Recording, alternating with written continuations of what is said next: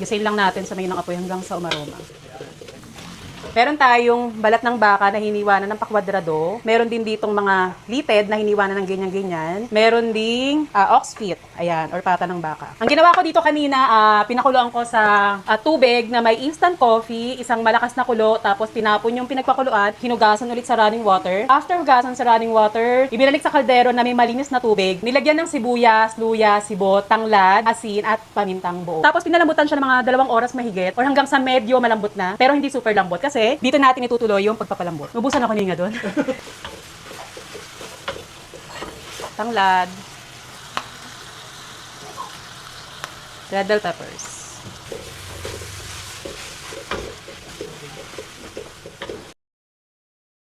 Okay, timplahan natin ng patis para may lasa na siya. Paminta.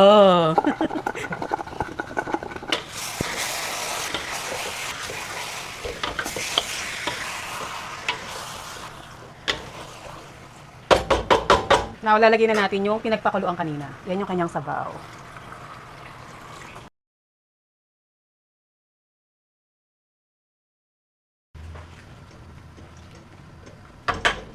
At habang pinapalambutan natin to, iinom na tayo ng Lovely Fiber Drink. Alam nyo na yan, para busog agad, feeling busog. So, at si Lovely kasi kapag gantong mga food, na mas nakakatulong siya kasi mataas po sa fiber, si Lovely Fiber Drink.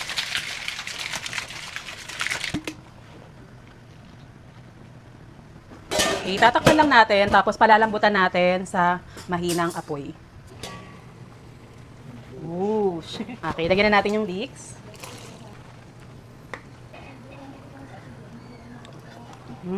Malasa na siya.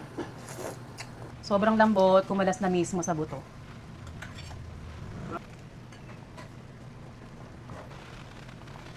Siyempre, yung sabaw.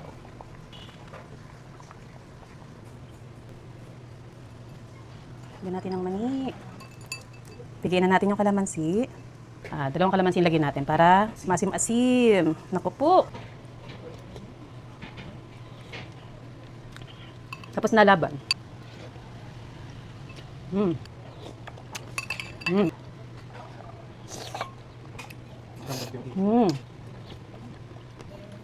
Super work yung pag-aantay kanina. Tingnan nyo naman yan, no? Yung balat niya ang kapal. Ang kapal ang balat mo. Okay, masarap dito yung mga nuts. Grabe, ang sarap ng sabaw. Panalang sabaw. At isang recipe na naman, ang binago ang tadhana ni Modern Nanay.